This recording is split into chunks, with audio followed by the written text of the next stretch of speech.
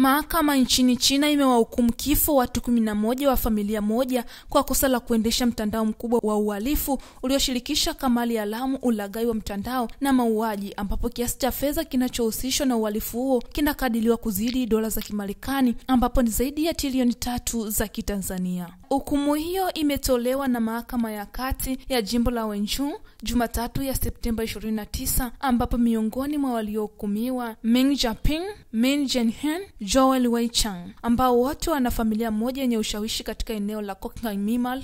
Aidha, mahakama pia ilitoa hukumu ya kunyongwa kwa watu wengine 5 na wengine adhabu ya kifo iliyosimamishwa kwa miaka 2, ambayo mara nyingi hubadilishwa kuwa kifungo cha maisha, huku washtakiwa 12 wakipata vifungu vya kati ya miaka 5 na 24.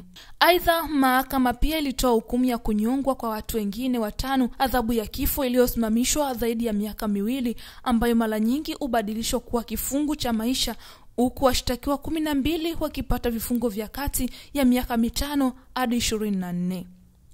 Mnamo mwaka 2023 Novemba, China ilitoa kati ya kukamatwa kwa familia ya Minhang kwa tuhuma za ulaghai wa mauaji na kuweka watu kizuizini kinyume cha sheria, ambapo upelelezi ulionyesha kuwa mtandao wao wa uhalifu uliendeshwa na vituo vya ulaghai wa mtandao karibu mpaka wa China wa Mainan. Kwa mujibu wa taarifa ya mahakama, uhalifu huo ulisababisha vifo vya wafanyakazi zaidi ya watu 10 na kujeruhiwa kwa wengine 2 waliojaribu kutoroka katika vituo hivyo, huku waathiriwa wakilazimishwa kushiriki katika ulaghai wa kimtandao.